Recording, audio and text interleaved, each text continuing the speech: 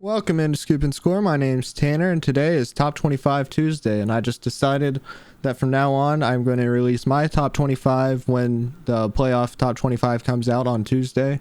So from now on, there will be a series called Top 25 Tuesday. So without further ado, let's go ahead and jump right into it. Remember, this is a power rating, not a poll, so it's who would win on a neutral field according to my computer model. And by the way, my computer model, I should just put this in there, it is pretty accurate. We're 146 and 146 wins, 112 losses against the spread this year so far. So take that for what it's worth. I think my computer model is pretty accurate, and this is who it thinks would win on a neutral field, and the rankings are according to that. It's more of a Vegas style ranking or a power rating and not a poll based on wins and losses. So keep that in mind. So anyway, we'll jump into it. I'm just going to read the teams off, and then I'll give a few notes on why each team is where they are. So let's get into it. We had two teams drop out of the rankings from last week, those being Oklahoma State at 15 from last week. They fell completely out of the ranking, and Kentucky at 23. Oklahoma State, I will say, falling 11 spots is an absolutely massive shift in a power ranking like this. They fell all the way to 26 in this, so they're the first team out. Their offensive profile took a pretty big hit, which is what had them in the ranking in the first place, because according to my model, their defense is pretty bad, and their defense took an even bigger hit, so they took a pretty major step backwards. That's one of the biggest shifts, I think maybe the biggest shift I've seen all year, at least in the major teams in my top 25. Kentucky took a pretty big hit. I think they're somewhere around 27, 28 in the poll this week. They took a slight hit after they did worse than expected against Tennessee, so they fell a few spots and they fell out because I only had them at 23 last week. So anyway, let's get into the poll.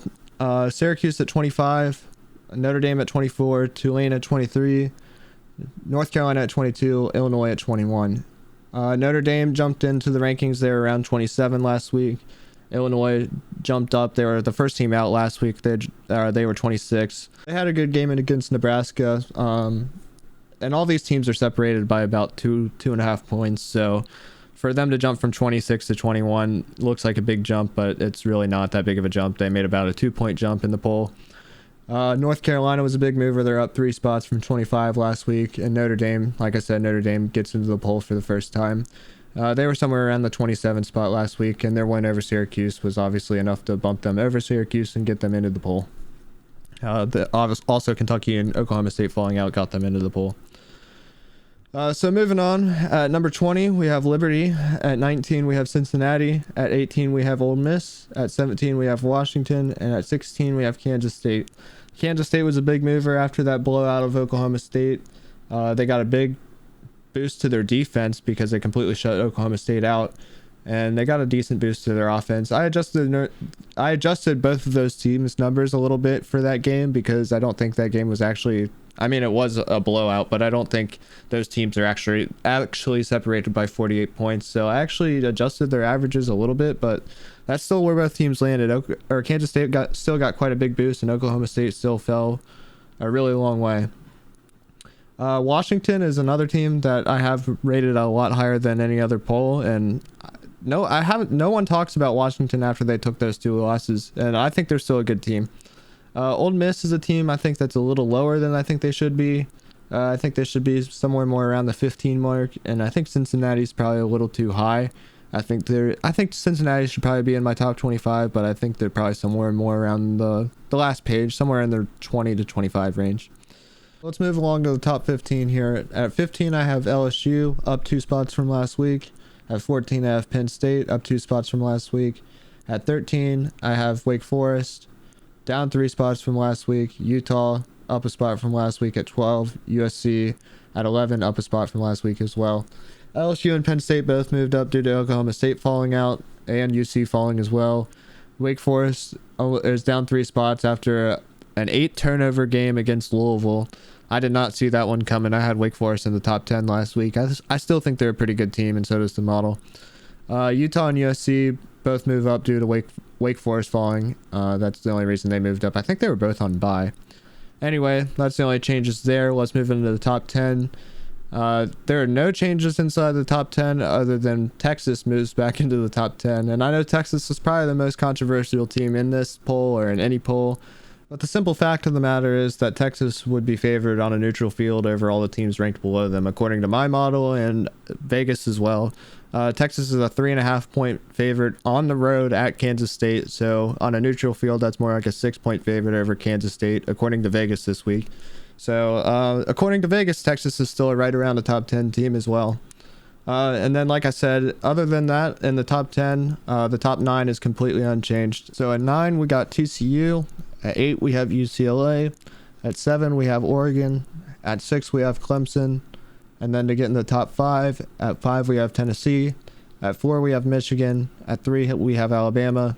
2, we have Georgia. Number 1 is Ohio State. The margins have changed a little bit in those teams. So to get into the margins a little bit, Tennessee's closed the gap to Michigan.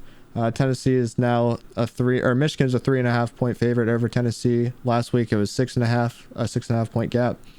Ohio State remains at number 1, but the margins on them have closed quite a bit. Ohio State is a 1.5 point favorite over Georgia. It was 2.5 last week. Ohio State is a 2 point favorite over Alabama. It was 4.5 last week. Ohio State is 4.5 point favorite over Michigan. It was 6.5 last week. And Ohio State is 11 point favorite over Tennessee, and it was 14 last week. There's a 7 point gap from Tennessee to Texas. Tennessee at 5, Texas at 10. The gap from 5 to 10 last week was at 5, so that gap is opening a little bit from this week to last week.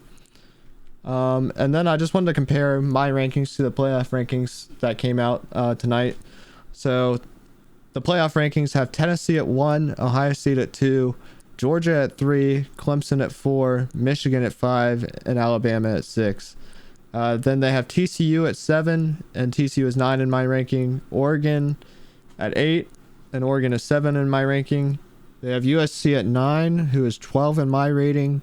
And then they have LSU at 15, they have LSU at 10, who is 15 in my power rating.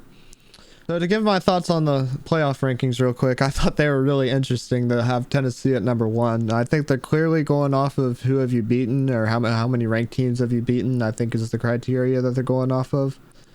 Based on Tennessee having the best win and Ohio State having a couple good wins. Georgia, I'm trying to think of the highest ranked team Georgia's beaten. I'm sure they've beaten maybe South Carolina. So I think they're definitely going out of who's the best win is probably the criteria that's most heavily favored at this point. Because, like I said, there's an 11 point gap in my power ratings between Ohio State and Tennessee isn't even in the top 5, or is in the top 5. They're not in the top 4. They wouldn't be in the playoff if it started, or if we're going off the 4 best teams based off the Vegas style power rating. There was a significant gap last week. Like I said, that gap is close to, I think, 3.5 points, whatever I said earlier, between the gap between Michigan and Tennessee is.